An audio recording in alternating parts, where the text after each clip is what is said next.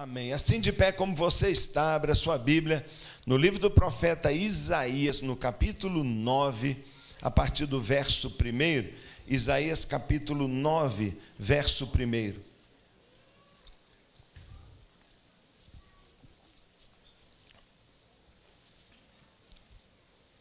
Essa é uma das profecias mais conhecidas e atuais do profeta Isaías. E sobre ela eu queria conversar um pouquinho com você.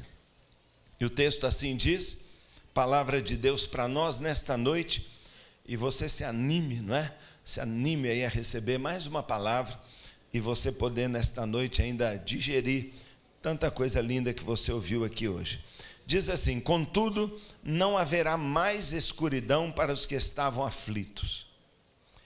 No passado ele humilhou a terra de Zebulon e de Naftali, mas no futuro honrará a Galileia dos gentios, o caminho do mar junto ao Jordão. O povo que caminhava em trevas viu uma grande luz. E sobre os que viviam na terra da sombra da morte raiou uma luz. Fizeste crescer a nação e aumentaste a sua alegria. Eles se alegram diante de ti como os que se regozijam na colheita, como os que exultam quando dividem os bens tomados numa batalha. Pois tu destruíste o jugo que os oprimia, a canga que estava sobre os seus ombros, e a vara de castigo do seu opressor, como no dia da derrota de Midian, ou como no dia dos midianitas. Pois toda bota do guerreiro, usada em combate, e toda veste revolvida em sangue serão queimados, como lenha no fogo.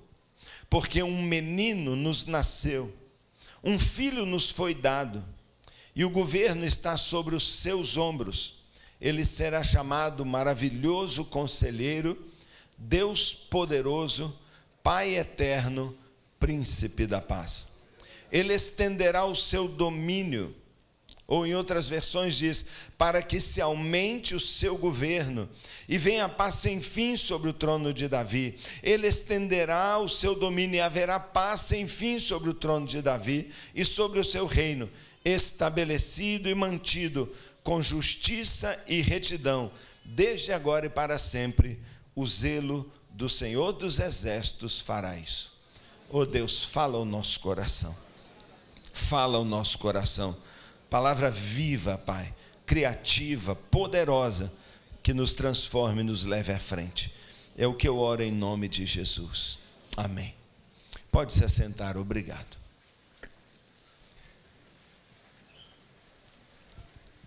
Eu não tenho nenhuma dúvida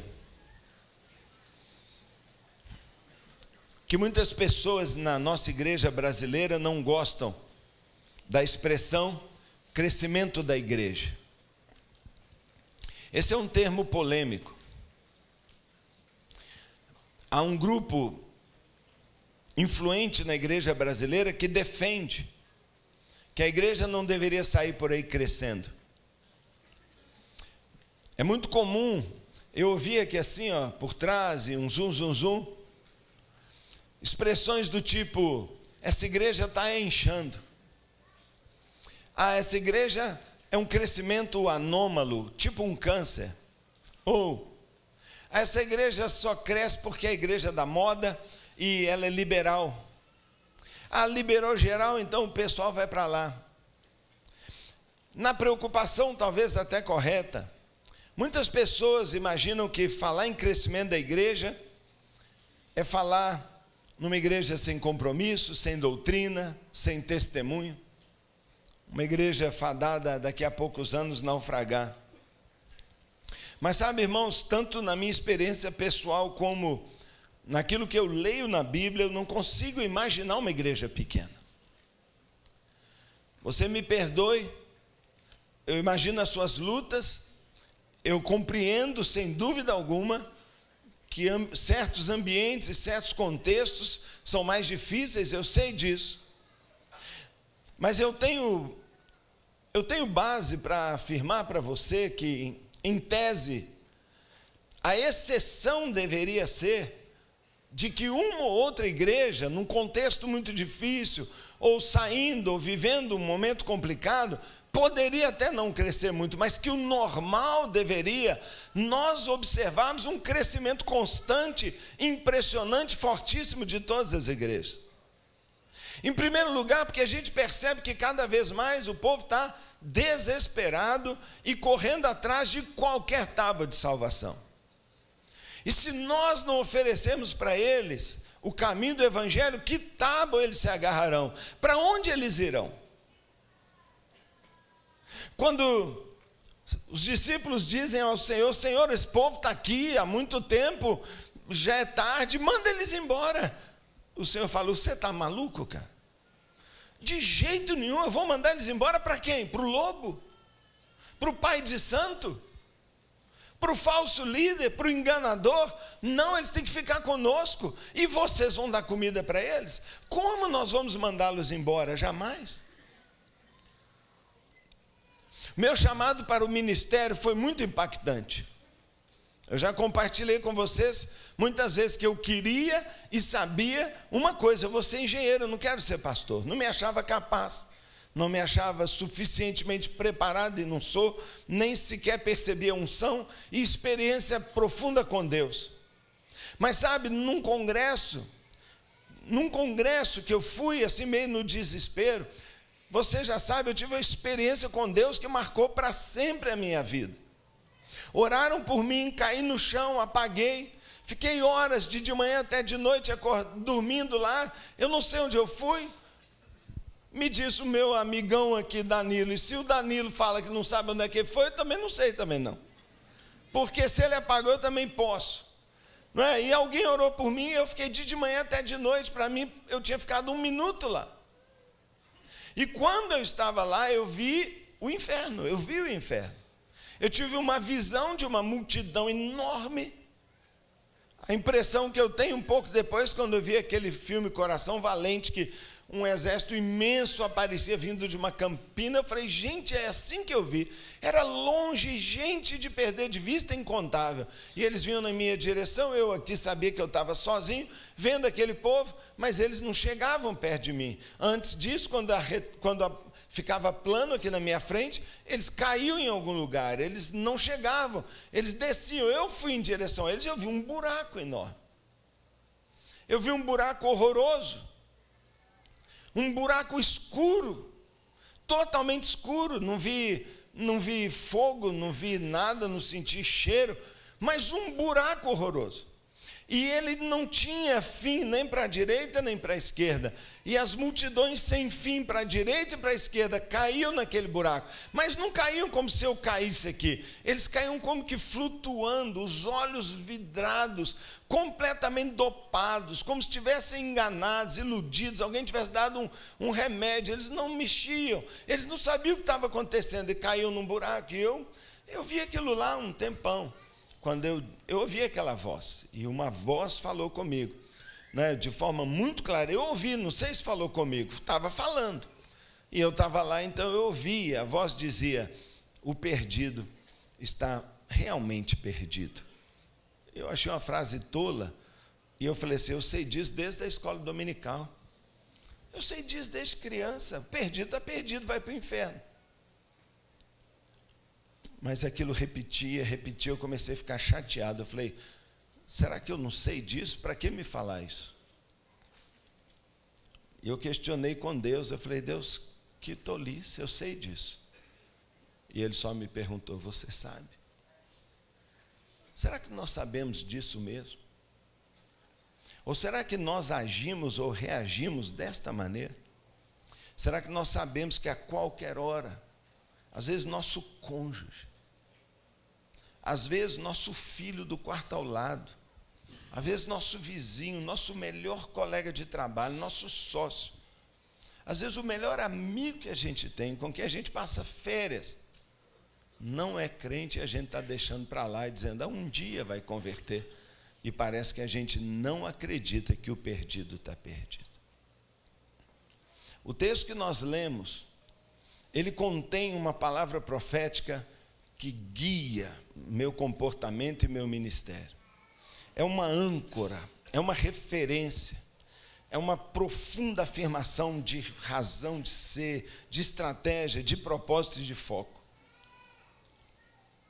Porque o texto diz, no verso 6 diz que Jesus virá, você sabe que ele está falando de Jesus, um filho foi dado, um menino nasceu, Jesus veio ao mundo, e o verso 7 diz, para que se aumente o seu governo. Para que se aumente o seu governo, para que o seu reino seja estabelecido e mantido em justiça e retidão, desde agora e para sempre. Eu ouço algumas pessoas dizendo, lá para frente, lá quando toda a tecnologia for descoberta, quando toda a ciência tiver aumentado, o ser humano, as pessoas não vão mais querer saber de Deus. A igreja vai se tornar irrelevante. O evangelho vai ser uma coisa de museu. Um dia vai se dizer, o povo de antigamente ia à igreja, aquele ópio, aquela muleta que eles tinham, mas agora a gente não precisa mais disso. Não é o que a Bíblia diz, irmão. A Bíblia diz que a igreja vai crescer sempre, e vai crescer cada vez mais. É uma palavra profética que diz que ela crescerá continuamente. Muitas vezes nós ficamos aí preocupados e pensando, meu Deus, não é? Que é isso? O islamismo cresce tanto, cresce mesmo, como eles fazem filhos? A população mundial cresce a 1,8% ao ano, o islamismo cresce 2,5% ao ano, mas o cristianismo, apesar de todas suas crises, cresce 7,4% ao ano. Você não percebe, mas nós estamos tomando o mundo. A Folha de São Paulo publicou agora na sua primeira página, poucos meses atrás, 29% de evangélicos no Brasil. Pode dizer 30%. Na China, na Índia, no norte da Europa, na Rússia, na África, na América Latina, a igreja está crescendo, e há aqui uma palavra do Senhor dizendo, e ela vai crescer sempre, enquanto algumas pessoas dizem o contrário, vai diminuir, vai desaparecer. Em quem você vai acreditar? Em que você vai se basear? Talvez você diga assim, pastor, o que te interessa isso? Sabe, irmãos, aquilo que lá no fundo a gente acredita, é aquilo que a gente tem. Desde o primeiro dia que Deus me chamou, Deus me falou em crescimento, em multidões, em milhares, de que Ele daria uma multidão de jovens, uma multidão de famílias, uma multidão de gente incontável. E eu olho a Bíblia e eu digo, é verdade, isso vai acontecer. Agora, como eu falei hoje de manhã, sobre toda palavra profética tem que ter um agir nosso. Então, quando eu recebi essa palavra profética, há muitos anos atrás, lendo esse texto, e o Senhor falou ao meu coração, Paulo, acredite, a minha igreja vai crescer desde agora e para sempre. Ninguém pode deter esta obra, ninguém vai fazer a igreja parar de crescer. Creia nisso, Paulo, e eu criei nisso. Mas eu não via essa realidade acontecendo. Eu não via, pelo contrário. E foi aqui vasculhando esse texto, e procurando esse texto, e como eu disse hoje, não é? Quando a gente recebe uma palavra profética, a gente tem que trabalhar em cima dela, lutar para que ela se cumpra. Eu comecei a falar, Senhor, mas como, Senhor? Parece que é tudo ao contrário.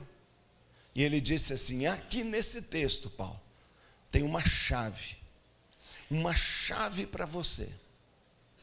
Não é? Que se você aprender a usar essa chave, você vai virá-la e você vai experimentar essa expansão constante do evangelho. Osmar me pediu e falou, seu Paulo, arruma um jeito de encaixar na sua pregação o seu testemunho lá da sua igreja em Anagé. É verdade, nós estamos indo para o Nordeste, estamos plantando igrejas no Nordeste, agora estamos no Piauí. Já estamos sempre enviando pessoas, Estamos com vários missionários numa base que a gente criou ali no meio, no sertãozão da Bahia, terceiro IDH mais baixo do Brasil, região paupérrima. Para você ter uma ideia, todo mundo lá vive só de Bolsa Família, mas de vez em quando eles vão colher manga. De vez em quando existem 3 grandes empresas, 2 japonesas e uma brasileira. Eles plantam manga com irrigação, eles buscam água de longe, e as mangas que a gente come aqui, maravilhosas, eu nunca vi mangas tão boas como as mangas daquela região. Então, ali eles plantam muita manga, mas durante 4 meses eles fazem a colheita. E todo mundo para tudo para ir colher manga, mas é uma tristeza. A última vez que eu fui lá, eu tinha vontade de chorar, porque as mulheres tinham acabado de colher as mangas. E dá vontade de chorar, porque é tanto agrotóxico na manga. Irmão, deixa eu falar com vocês, deixa a sua manga uns 50 dias de molho numa água qualquer, irmão. Porque, pelo amor de Deus, sabe aquele pozinho branco que fica? Aquilo é veneno. Só que elas ficam ali querendo colher a manga, e elas se cobrem todas, botam um pano, mas você não tem ideia do que acontece. Pedaço da pele arranca, feridas por todas, as unhas sangram, a mão toda queima. É uma coisa horrorosa, mas que legal, porque pelo menos elas têm um trabalho, e elas colhem manga da hora que o sol aparece até quando escurece, 12 horas por dia. Mas no final da semana, as mulheres ganham R$25 por semana para colher a manga. Isso significa um salário de R$100 por mês. E os homens mais fortes colhem mais 30 por semana. E é o que eles ganham lá. E eu fico pensando quanto câncer, quanta coisa. É lá que nós estamos.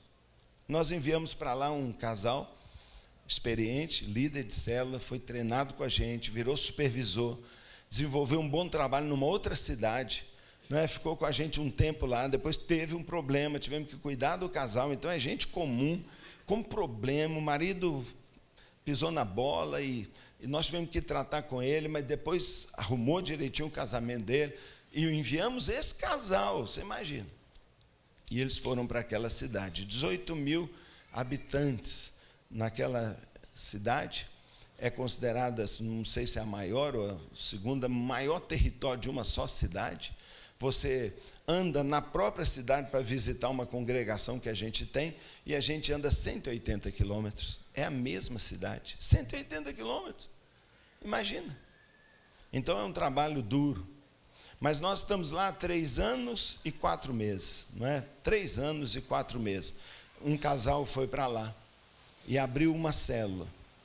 E aí, ele recebe o salarinho dele, não é? De obreiro, missionário, um aluguel da casinha dele, tudo direitinho, um carrinho, e ele começa lá, ele fala: poxa, pastor, eu sei que só pode ter uma célula por semana, mas eu não faço nada, eu estou fazendo amizade e eu tenho a minha célula, deixa eu abrir 2. Eu falei: pode abrir quantas você quiser.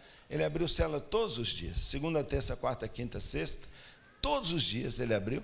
Fazia célula também no sábado à tarde, a mulher dele fazia também célula com as mulheres todos os dias, e o filho dele fazia também célula, um menino de 14 anos. Então eles começaram fazendo 10 células por semana, uma família, 3, marido, mulher, não é? 10. E ali abriram a escola de líderes logo depois, porque convidaram e todo mundo veio para as células. E eles abriram a primeira escola com poucos alunos, acho que 14 alunos, e eles foram treinados. 4 meses depois, 4 meses, eu falei: ele é louco. Ele já multiplicava as células dele, e depois de 3 anos e meio, ele já batizou lá mais de 1.700 pessoas, e ele já passou agora de 200 células. 200 células é uma igreja enorme. Ele já ganhou 10% da cidade em 3 anos, ele vai ganhar a cidade toda. Sabe, irmãos, nós cremos que o crescimento é natural. Nós cremos que Deus deu para nós uma estratégia poderosa. Eu creio que Deus já moveu o nosso coração para ganhar a nossa nação. E eu tenho falado para você que nunca foi tão fácil ganhar o Brasil. O Brasil está na nossa mão. O Brasil ama a igreja, o Brasil respeita a igreja, o Brasil vai na igreja, o Brasil admira o povo da igreja. Dizem que não, mas é mentira. É só chegar perto que você vai ver. Eu tenho célula, eu dirijo célula há 14 anos, 15 anos. Dos caras mais ricos, empresários, gente que tem avião, e tudo, cara que tem porto na China de não sei quantos bilhões, está lá na minha célula, desesperado, querendo aprender, buscando o Senhor. O povo quer receber. Lógico que a gente tem que orar, lógico que tem o poder do Espírito, mas a gente tem que crer nisso. E se nós somos 30%, o que dói meu coração é que se cada um de nós, crentes, se cada membro da nossa igreja fosse desafiado, que cada um ganhasse uma pessoa por ano para Jesus, por ano.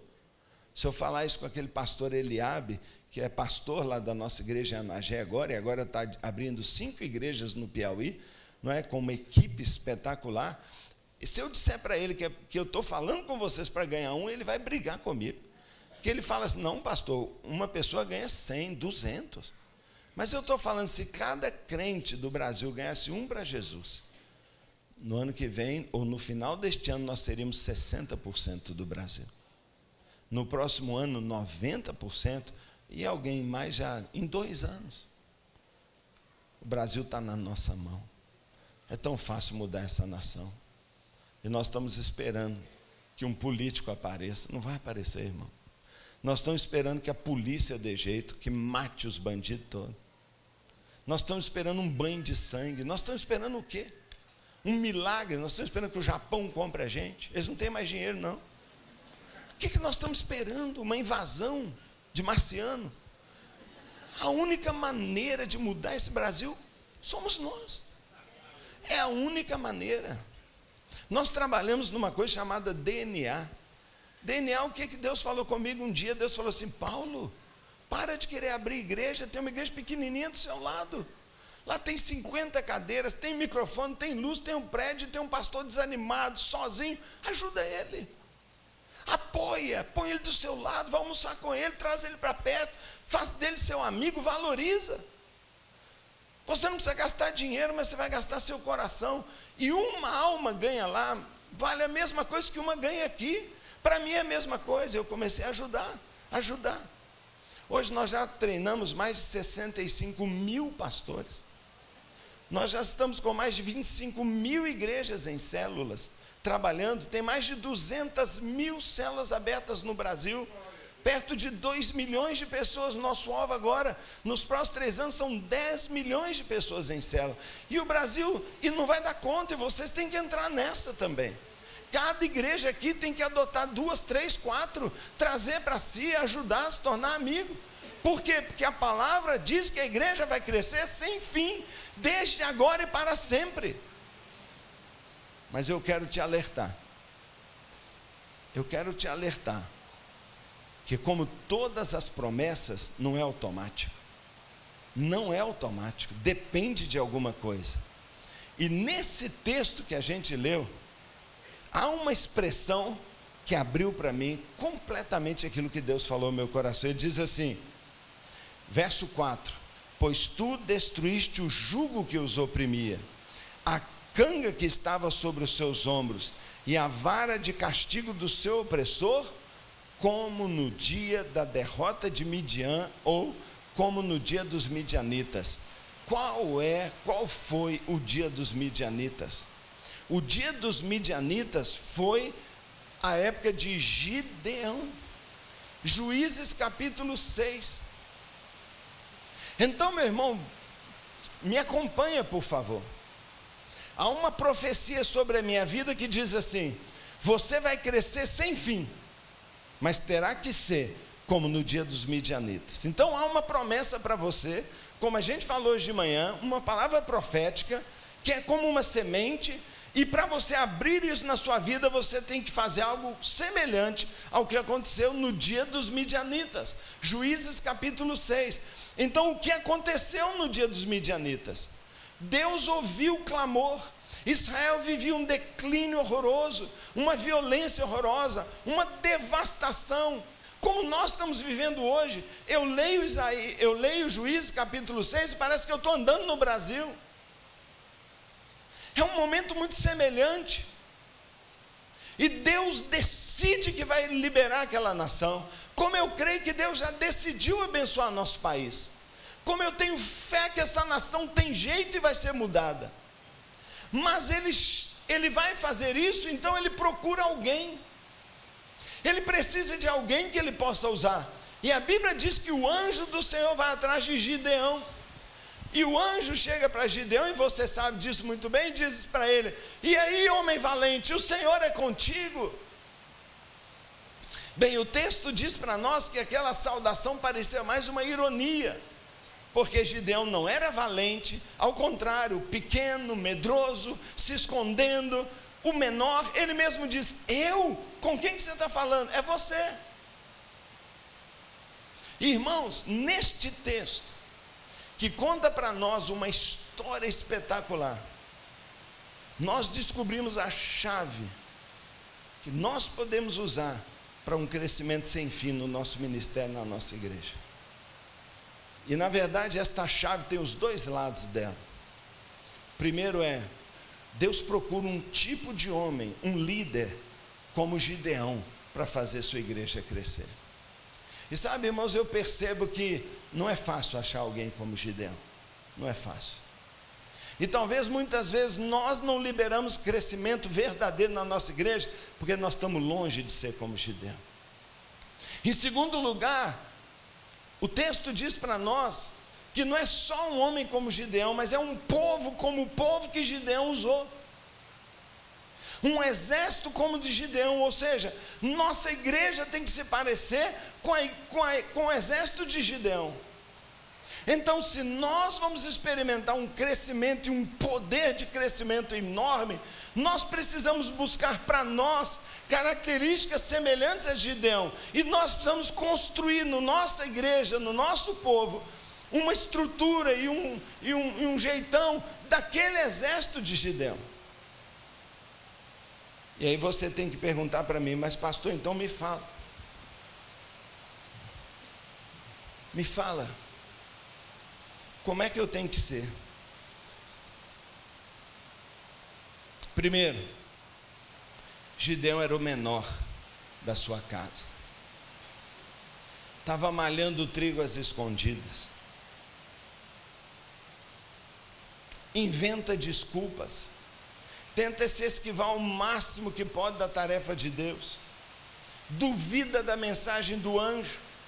Pede sinais com a lã. Primeiro molha a lã, depois só não molha a lã.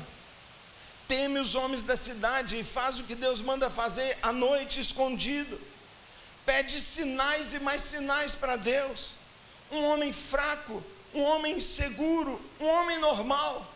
Então eu olho para esse texto e falo: meu Deus, a minha igreja e as nossas igrejas vão crescer, não é a partir de um super-homem, é a partir de alguém exatamente como eu e talvez exatamente como você. Nós somos o tipo de pessoa que Deus está procurando.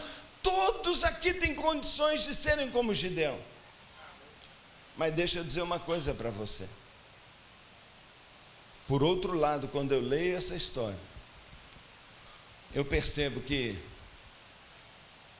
foi liberado um poder na vida dele por causa da humildade. A Bíblia fala que o apóstolo Paulo, em 1 Coríntios capítulo 1, diz que Deus não escolheu os grandes, os poderosos, mas Ele escolheu os loucos, os que não são nada. Deus escolheu os fracos para envergonhar os fortes. Deus não falou para a gente que Ele escolhe os humildes? Você já imaginou, irmão, que talvez uma das razões por que seu ministério não avança é a falta da verdadeira humildade? Onde eu vou, as pessoas falam assim: está aí um homem humilde. Todo lugar que eu vou, não sei porquê, eu acho que eu devo parecer meio pobre, assim, meio simplório, meio cafona. Eu não sei, porque todo mundo fala: é tão humilde, é tão humilde. Toda hora eu ouço falar isso. Às vezes eu não sei se vocês estão me criticando ou me elogiando. Mas pensa comigo, não pode ser essa uma das razões?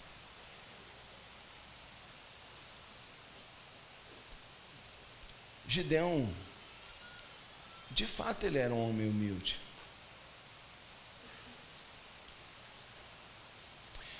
Mas sabe, Deus procura aquele homem e faz um chamado para ele. E Deus diz assim: vá com a força que você tem e liberte Israel. Não sou eu que está te enviando? Não te enviei eu? Então ele é um homem humilde e ele é enviado pelo Senhor. Sabe, irmãos, nós já sabemos que quando Deus chama, Deus dá poder. Então por que nós questionamos se nós vamos dar conta? Se Deus te chamou, Ele já te deu o poder. Mas não é só isso. Ele ainda diz: e eu estarei com você, e você derrotará os midianitas como se fosse um só homem, porque eu estarei com você. Então, irmãos, Deus procura alguém como Gideão, mas por favor, preste atenção. Pode parecer um homem fraco, pode parecer para nós uma pessoa assim que não daria para nada, como talvez os outros digam: você não vai dar para nada. Ou como talvez você olha no espelho e fala: eu vou ser pastor de uma grande igreja, eu vou experimentar um grande crescimento, eu vou ser um sucesso. Eu falo: sim, você, mas preste atenção. Você se descobrir que há poder na humildade, você se descobrir que há poder no chamado de Deus, você se acreditar que há poder na presença de Deus. Se você for humilde, se você acreditar no chamado de Deus, e se você tiver certeza que Ele está com você, meu irmão, prepare-se. Prepare-se. Você vê o que Deus está dizendo, irmãos? Ele está dizendo assim: Gideão, há uma força em você que é tão poderosa, a força da humildade, da dependência de mim, a força do meu chamado, a força da minha presença, que você sozinho pode libertar Israel inteiro. Irmão, deixa eu dizer para você, se essas três coisas forem verdades na sua vida, você sozinho, você pode mudar a sua cidade. Eu sei lá se você não pode mudar o Brasil. Não foi isso que o Moody falou, que o professor disse para ele: o mundo ainda não viu alguém totalmente rendido nas mãos do Senhor. O mundo ainda não viu o que Deus pode fazer. Por que você não é essa pessoa? Ele diz: eu vou ser essa pessoa, professor. E todo mundo: fica quieto aí, menino, fica quieto, menino. E olha o que ele fez. Por que a gente acha que nunca é a gente? Por que a gente acha que sempre Deus vai usar o outro? Por que a gente acha que nunca o grande, o especial vai acontecer com a gente? Gideão não acreditava também, mas três coisas garantiram para ele o perfil que Deus ama usar: humildade, crer no comissionamento e andar na presença de Deus. Você faz isso? Mas talvez mais ainda eu ainda não falei. É que quando o anjo está falando tudo isso com ele, ele fala assim: tudo bem, mas eu tenho uma pergunta. E ele diz assim: se Deus é comigo, e se Deus é conosco, onde estão os milagres que os nossos pais nos falavam? Você já orou assim para Deus, irmão? Você já brigou com Deus assim? Você já falou: Deus, por que você não ressuscita uns mortos aqui na minha igreja? Por que você não começa a levantar aqui os paralíticos? Senhor, por que o Senhor não transforma esses jovens da minha igreja? Onde estão os milagres? Sabe, irmãos, ele era humilde, ele tinha um chamado, realmente a presença de Deus estava com ele, mas talvez o que mais fez dele, e talvez seja o que mais desata a chave do crescimento, é que ele era um homem faminto e inconformado. Ele estava desesperado por ver uma realidade de Deus. Ele não queria mais apenas ficar falando teoria. Ele não aguentava mais pregar para uma igreja a respeito de uma outra igreja que é muito diferente da que está na frente dele. Ele não aguenta mais falar da igreja do Novo Testamento, que convertia 3.000 num dia, 5.000 do outro, e falar para uma igreja que não batiza ninguém. Ele não aceitava, ele falava assim: peraí, Deus, se vai acontecer algo, então tem que acontecer aqui. E é por isso que ele começa a pedir sinais. É você mesmo, você é Deus de poder me dar sinais. E o que eu acho legal é que Deus falou: vamos embora, o que você quer? Eu faço. Eu só estava procurando um homem como você. Meu irmão, Deus vai dizer para você: filho, eu faço. Eu faço, se eu achar em algum lugar um homem como esse. Sabe, querido, eu não tenho tempo, nem posso. Mas Gideão tornou-se meu herói. Eu vasculhei a vida dele. E diante de Deus, eu chegava até brincando e falava: Deus, Gideão chegou aqui. Eu quero ser este homem. Porque eu acreditei nesta palavra que diz: haverá crescimento para sempre, como no dia dos midianitas.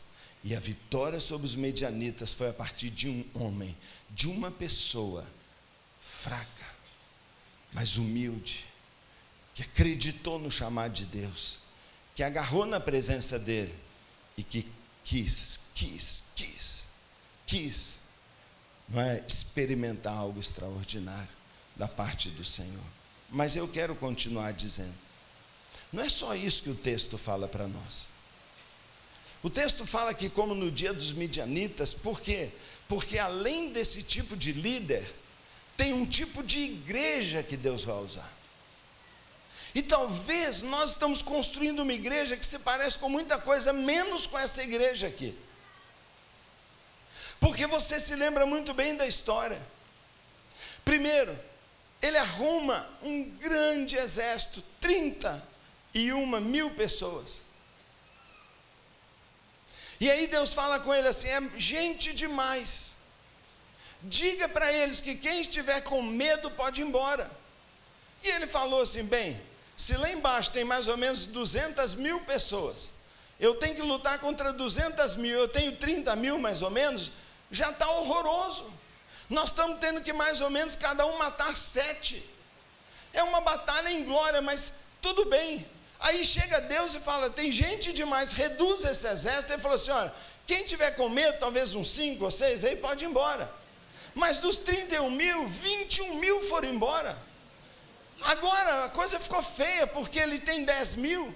Então agora não é que cada israelita tem que matar 7, agora cada um tem que matar 20. Eles têm que lutar contra 20. E aí Deus fala: então vamos embora. Andando mais um pouquinho, você lembra da história.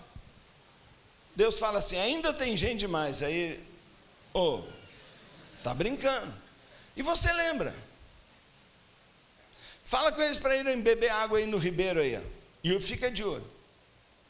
Quem soltar a arma, largar a arma para beber água, está fora. Mas quem com a arma na mão, segurando a arma, a espada, a flecha, a lança, apenas sem tirar o olho ali, ó, porque o inimigo está logo atrás do morro, se meter a mão aqui, puxar água assim, igual cachorro, esse vai para a batalha. E ele começa a olhar e todo mundo larga a arma. Parece os líderes de célula da gente, não parece? Larga a arma nas férias, não é? Sabe esse que tira férias assim? Fala assim: pastor, sai de férias de novembro a março. Você fala: vai embora, cara, pode ir embora, volta para casa. Não é assim, seu líder de célula? Tem uns que são assim. Eu falo: cadê sua arma? Pastor, eu larguei lá em novembro. O cara parou. E ele conta assim rapidamente, agora ele tem 300 pessoas para lutar contra 200.000. Faz a conta aí. Faz a conta. Praticamente cada um tem que matar agora uns 800. Perto de 1.000, sei lá, se faz a conta aí que eu não fiz. Mas se já era difícil, agora era impossível. E Deus diz assim: é assim que vai ser o crescimento da igreja. É assim que vai ser. Primeiro, Deus queria um exército de fé. Ele diz: quem tem medo pode ir embora. Sabe, porque, como nós vimos no caso do Gideão, Deus não vai desprezar a sua fraqueza. Deus não se importa com seu despreparo, talvez não é? Deus não vai ligar para que você fale assim, mas eu nem sei falar direito. Tudo isso Ele resolve. Você vê ao longo da história os homens que Deus usou, Deus sempre resolveu o problema, mas tem uma coisa que Deus não vai aceitar, é a nossa incredulidade. E quando Ele via que medo estava dominando o coração, Ele falou assim, esses que têm medo podem ir embora. Porque é só pela fé que Deus transforma o homem fraco. As promessas de Deus só vão ser geradas na vida de quem crê. E o medo nunca pode ser a nossa referência para nós tomarmos decisão, de maneira alguma. Se eu vou ser um líder, se eu vou ser um membro de uma igreja hoje que vai fazer diferença, eu preciso trabalhar com fé. Então, a igreja que Deus vai usar é uma igreja de fé. Gente que acredita que Deus pode fazer. Mas em segundo lugar também é um exército de obediência. Quando Ele resolve botar os caras para beber água, Ele fala, quem soltar a arma não serve. Porque não obedece às instruções, porque não está nem aí, porque está relaxado, porque está achando agora não é hora de lutar, agora eu vou descansar. Sabe, nós temos que buscar uma igreja que é uma igreja de fé, mas uma igreja que não solta a sua arma em momento nenhum. E o que eu fico preocupado hoje em dia é que domingo a gente fecha a igreja e o pessoal larga a arma dentro da igreja e vai passar a semana inteira vivendo com pessoas sem usar a sua arma uma vez. Nós somos igreja dentro da própria igreja. Nós somos luz no lugar mais iluminado do planeta. Nós somos sal onde já está salgado demais. Mas lá fora a gente larga as armas e não luta. Nós tiramos os olhos do alvo, a gente tira a perspectiva de que estamos em guerra. Esse exército nunca vai ganhar. Então, se você precisa fazer algo com a sua igreja, você precisa levar a sua igreja a uma prontidão. Ou seja, todo dia, toda hora é hora de colher. A arma está na mão o dia inteiro, na manicure, na escola, no sacolão, no hortifruti, no açougue, onde eu for, especialmente na faculdade, no local de trabalho, eu estou com a minha arma ali, porque eu estou ganhando vida para Jesus o tempo todo.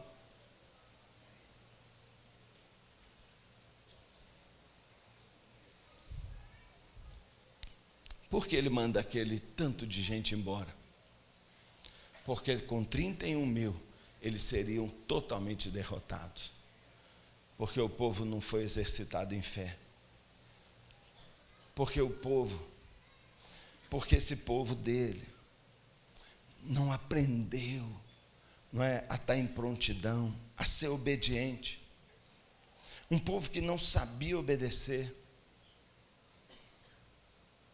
Mas principalmente, ele queria um povo que fosse totalmente unido e que soubesse usar as armas espirituais de Deus. Não é legal como a batalha acontece? 300 pessoas, o que você faria?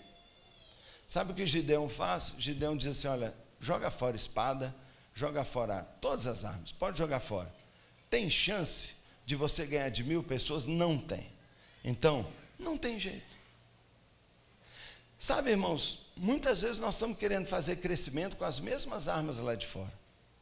Nós estamos querendo ir na base da espada. Então a gente acha que vai na rádio, a gente acha que vai arrumar uma televisão, a gente acha que vai fazer marketing, a gente acha que vai fazer show, e a gente fica oferecendo a mesma coisa que tem lá fora. Ninguém virá. Se nós vamos crescer, o Senhor diz para nós, você tem que usar armas espirituais. Eles largam as armas e Gideão dá para cada um deles, você sabe, uma trombeta e um vaso com uma tocha lá dentro acesa, escondida. Eles se dividem em 3 grupos, 100 para o lado de lá, 100 aqui e 100 do lado de lá. Num grande vale, lá embaixo, 200 mil soldados. Diz que eram como enxame de gafanhoto, incontável. E 300 homens rodeiam todo o acampamento dos midianitas. Eles todos se espalham. Eu imagino uma boa distância, completamente escuro. E cada um deles quietinho. Povo que obedecia. Povo unido. povo que seguia comando. Agora observa como foi a vitória. Como foi a vitória? Como é que eles venceram? Eles usavam armas espirituais. Quando Gideão deu o sinal, todos gritaram: espada pelo Senhor. Cadê a espada? Eles tinham largado a espada lá longe. Tem espada nenhuma? Claro que tinha. É uma espada invisível, espiritual. E eles gritaram: espada pelo Senhor e espada por Gideão. Tocaram a trombeta, quebraram o vaso, levantaram a tocha, tocaram a trombeta. 300 trombetas, fogo. A gente não sabe o que aconteceu, mas é tipo que está acontecendo aí na Lava Jato, um está matando o outro. Você fala assim, não vai ganhar nunca, eles vão se matar, gente. Deus tocou uma trombeta, eles estão se matando e vão se destruir. Deus já fez isso, já entregou para nós. Agora, no caso da batalha, o que aconteceu? Eles só tocaram a trombeta e levantaram fogo. O povo apavorou tanto, tropeçava nas cordas, um no escuro matava o outro. Eles se destruíram. Depois Gideão só veio cortando o resto das cabeças. Foi uma vitória absurda, porque foi uma vitória espiritual. Agora presta atenção. Eles jogaram fora todas as outras armas e usaram apenas algumas poderosas em Deus. Primeira arma que eles usaram, a unidade. Foi ou não foi? Imagina que aqueles desobedientes que foram mandados embora, um tivesse ficado lá. E imagina que, parecendo os membros da nossa igreja, ele fala assim: ah, não vou fazer o que o pastor está mandando, não. Ah, não vou na escola de líderes, não. Ah, eu não quero célula, não. Ah, eu não gosto disso, não. E ele está lá, todo mundo esperando, e ele fica assim: ah, eu não vou esperar nada. Ele não chama. Ficamos nós aqui de bobo. Eu acho que ele foi embora. E um fica jogando contra o outro, falando mal do pastor, criticando o líder, dizendo que o plano do líder está errado. Não, eu tenho um plano melhor. Eu tenho um plano melhor. Você já ouviu isso? Eu não gosto disso, não. Eu prefiro o outro. Irmãos, por que Deus mandou aqueles 30 mil embora? Porque Ele precisava, não importa quantos, 300, 200, 100, 20, não importa. Mas tinha que estar totalmente unido. E Deus achou naquele grupo 300 que estavam totalmente unidos.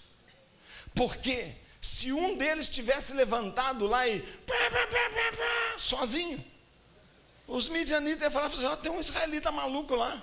Pô, matava ele, acabou. Ó, tem uns outros lá, traz as cabeças aqui, pronto. Se um tivesse feito, um tivesse fora, a derrota. Epa, tem alguém lá na sua igreja que não está em unidade? Tem um lá que está falando algo diferente? Tem um que não está fazendo o que você fala? Tem alguém que é membro aqui que fica só fuxicando: eu faria diferente, eu faria diferente.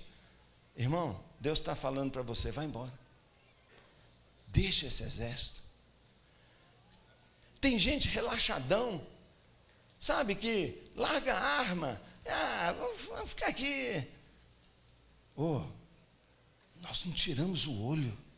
A Bíblia fala olhando firmemente para Jesus, atentos, vigilantes, porque Ele anda ao derredor. O inimigo está ao derredor. Você não vacila, você não para, você não perde uma oportunidade, você não dá bandeira, você não dá vacilo, você não cai no pecado, você está de olho. Unidade. Irmãos, eu acho que nós não avaliamos o dano arrasador de nós permitirmos pessoas que não estão conosco na nossa equipe. Talvez a gente não compreende o problema que é essa mania que o brasileiro tem de achar chique criticar, de achar que é legal pensar diferente, ensinado por muito pastorzinho aí que não entende nada de ganhar alma para Jesus. Muita gente que fica aí só criticando o trabalho dos outros tem incentivado através da internet um bando de críticos dentro da nossa igreja. E sabe o que tem feito? O inimigo está derrotando a gente. Queridão, se você vai trabalhar para ganhar almas, você tem que formar um time que está com você. Você tem que trabalhar uma equipe que realmente acredite no que você acredita, que enxerga o que você enxerga, e que está disposto a largar o natural, os seus pontos de confiança, e usar armas espirituais. A primeira delas é unidade. Sabe, irmãos, a desobediência e o individualismo têm matado as igrejas. É por aí que o inimigo tem entrado. E a gente pensa, não, só estou fazendo uma análise da minha igreja, estou apenas identificando os problemas. Não, você está criticando. E esse individualismo, esse espírito crítico, tem roubado de nós o nosso crescimento. Porque se de um lado, para que essa profecia aconteça, a gente precise de homens e mulheres totalmente famintos, humildes, que creem na presença de Deus, nós precisamos levantar uma visão tão clara e tão forte, em que você tenha coragem de dizer: quem está por mim? A minha pergunta para você, pastor, tem muito pastor aqui: sua igreja levantaria num culto e diria: espada pelo Senhor e pelo pastor Paulo? Eles fazem isso por você. Sabe, irmãos, uma igreja que vai crescer sem parar, essa igreja que reconhece: esse líder foi Deus que colocou, esse pastor foi Deus que levantou, na nossa comunidade, em cada igreja local, e eu levanto minha arma, e eu digo: espada pelo Senhor, mas eu não tenho o menor problema de dizer: e pelo meu pastor. Quando eu me aliancio, quando eu estou junto, quando eu arrisco o meu pescoço, quando eu acredito a ponto de fazer uma loucura, essa igreja nesse nível de união, é a igreja que vai crescer sem parar. Segundo lugar, a segunda arma: cada um no seu próprio lugar. Nota que eles se posicionaram de uma forma que a Bíblia entra em detalhes, sem do lado de cá, uma distância certinha um do outro, sem do lado de cá e sem do lado de lá, e cada um guardou o seu lugar. Eu imagino aquela noite escura, o tempo passando, porque demorou muito tempo, e eu estou lá esperando, e a única coisa que eu posso, sem ver, é dizer: Zé, você está aí? Estou aqui. Você está aí? Estou. Ô Antônio, você está aí? Estou. Vamos esperar. Cada um no seu lugar. É assim na sua igreja. Cada um toma o seu lugar. Cada um entende que é um ministro. Cada um entende que ele é chamado para ser um missionário na sua cidade. Cada um está com a sua arma na mão. Cada um foi treinado.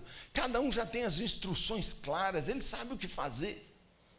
Cada um está bem treinado e no lugar certo. Se não está, irmão, qualquer igreja que não tem um plano para formar líderes desse nível, qualquer igreja que não tem um trilho de treinamento, que não tem um discipulado, que não tem uma liderança que explica claramente o que se espera de cada um, uma igreja que não faz isso, já escolheu perder essa colheita, já escolheu perder a guerra.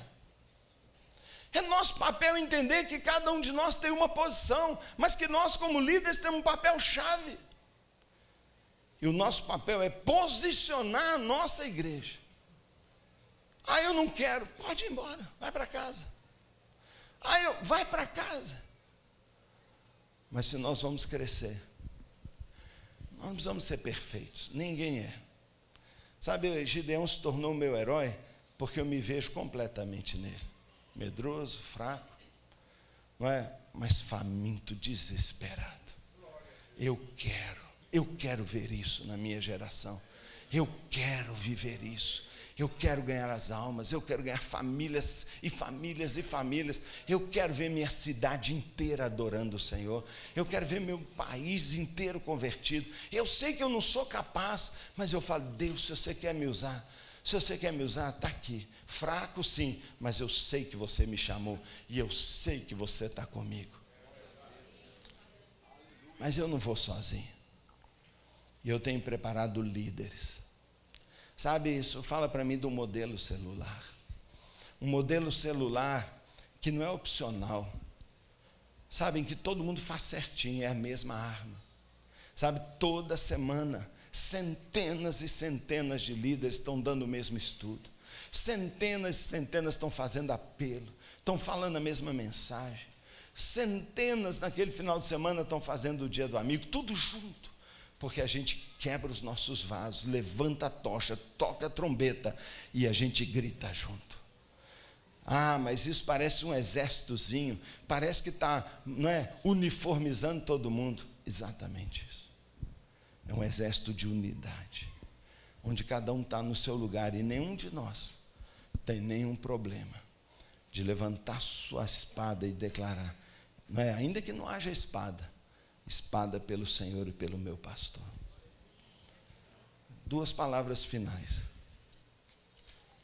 Sabe, pastor, muita igreja não cresce porque não tem um líder à frente da igreja. Não tem um líder que tem coragem de chegar lá e dizer, eu sou líder, venham lutar comigo. Você sim, você não, você sim, você não. Bebeu água sim, pode ir embora. Não tem líder. Nós estamos lá agradando as pessoas. Nós estamos lá fazendo o que elas querem que a gente faça. Nós estamos lá atendendo 1000 receitinhas ministeriais que todo mundo quer fazer. Mas nós não temos um plano, nós não temos uma visão, nós não temos coragem de dizer, o plano é esse, quem quiser vai, quem quiser não vai. Nós não temos coragem, ou seja, nós temos um líder invisível, um líder ausente. Muita igreja não cresce por questão de liderança. Mas muita igreja não cresce também, porque esse líder não tem sido capaz de estabelecer uma estratégia, um modelo, e saber dizer direitinho para cada membro o que espera dele.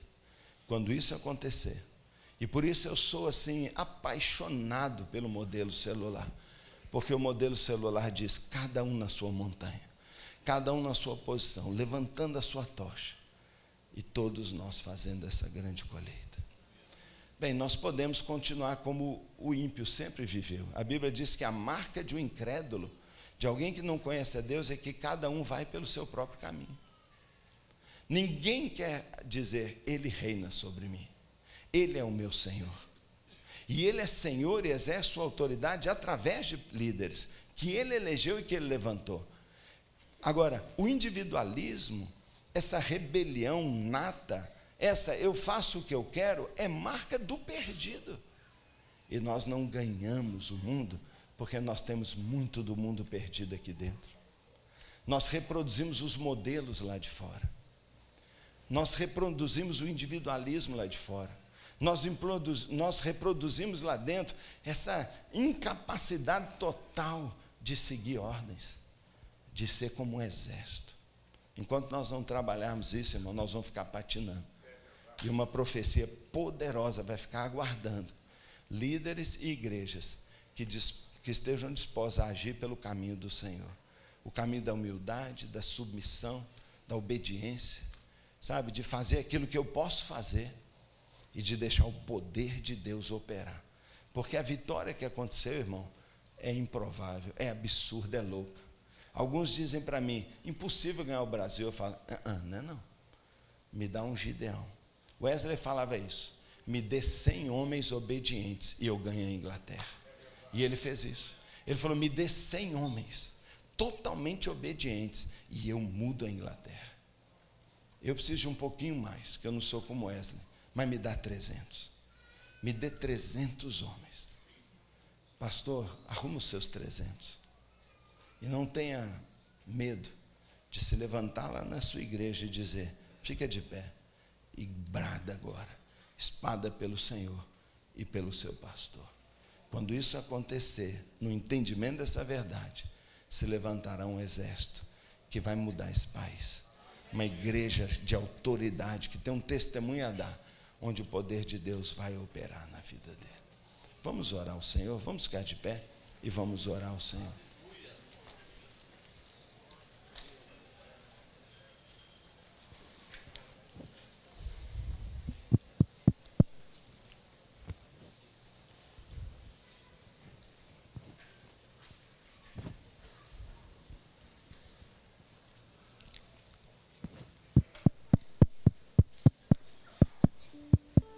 Eu sou pastor de uma igreja hoje, tenho muitos pastores que são meus amigos, mas eu percebo que me obedecem, me seguem de uma maneira tão bonita que às vezes eu fico constrangido, porque eu me sinto como Gideão. Eu me sinto, eu não mereço isso. Eu que quero fazer para eles, mas eles querem tanto fazer. Eu peço alguma coisa para eles, eles têm uma disposição tão grande de fazer que eu fico às vezes envergonhado. Mas sabe, eu já fui auxiliar de pastor. Eu fui auxiliar de um pastor e eu servia um pastor, um homem maravilhoso que eu amo demais e admiro e sempre vou falar bem dele. Como eu tenho, ele tinha suas limitações. Mas está minha esposa ali para dizer que não tinha uma coisa que ele me pedisse que eu não fazia. Eu me lembro que eu tinha comprado um carro novinho, primeira vez que eu comprei um carro novo, assim, o carro do meu sonho. Mas assim, o meu xodó, aquela coisa mais linda. Quando eu comprei o carro, que eu estava assim estreando, ele me liga: você comprou um carro novo, não é? Eu falei: comprei. Eu vou deixar o meu velhinho aí e vou pegar seu carro, porque eu tenho que sair agora à noite. Isso já era tarde. Eu vou viajar a noite inteira, porque meu filho teve um problema lá em São Paulo, e eu vou com o seu carro. Irmão, lá dentro eu queria falar: você vai? Caramba, vai nada, o meu carro. Mas a única coisa que eu pude falar para ele foi: sim, senhor, um prazer. Quando ele me devolveu o carro estava irreconhecível. Ele correu tanto aquela noite na Fernão Dias, que tinha uns buracos assim enormes, que os 4 pneus vieram quebrados, com aquelas bolas assim para todo lado. Você pode imaginar o que aconteceu no resto todo. E ele me entrega aquele carro rangendo, fala assim: muito obrigado, viu? E eu falo: sempre às ordens. E foi assim minha vida inteira. Minha vida inteira eu fiz isso com o meu pastor. E até o dia em que ele saiu, e eu falava para ele não sair, e eu bancava ele, eu fazia, eu honrei, eu honro até hoje. Não tem uma coisa que ele me pede que eu não falo: pois não, sim, o que você quer? Sabe por quê? Porque eu quero crescer. Porque eu quero crescer. E eu não tinha problema nenhum de, naquela época, levantar meu brado e gritar: espada pelo Senhor e pelo meu pastor. Se você tem dificuldade de fazer isso, tem alguma coisa errada no seu coração. Sabe, eu não estou falando que os líderes são perfeitos. Eu estou falando sobre a autoridade espiritual. Eu estou falando sobre você entrar debaixo de uma bênção que te garante uma vitória. Eu estou falando sobre uma cadeia de comando que Deus estabeleceu. Eu estou falando sobre aquele que é ungido do Senhor. Eu estou falando que você é ungido do Senhor, e você tem que fazer com que os seus liderados ajam assim com você. Agora nota, você pode querer fazer isso na pancada, ou você pode querer fazer isso como eu sempre fiz, lavando o pé do meu povo, servindo, dando exemplo, humildemente, como Gideão fez, tendo minhas dúvidas, minhas crises na noite, botando lã para Deus, tirando lã, botando de novo, tirando, botando, me achando incapaz, mas me submetendo. Você não vai poder estar numa posição de autoridade e tocar a trombeta para o seu povo quebrar o vaso, se você também não está debaixo de autoridade. E talvez muito do que Deus esteja retendo de conquista e crescimento, o problema está dentro da gente. E o problema talvez está na maneira como eu estou liderando o meu povo. Então eu digo para você 2 coisas muito importantes: para cima, submeta-se ao seu líder; para baixo, assuma a sua liderança, porque o reino de Deus sempre foi estabelecido a partir de um princípio de autoridade.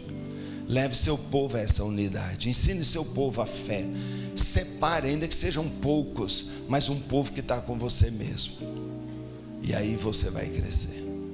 E aí vai se operar a dinâmica do milagre. O milagre em que Deus entra no campo de batalha e derrota seus inimigos. E você vê o povo vindo, porque o que retinha foi tirado.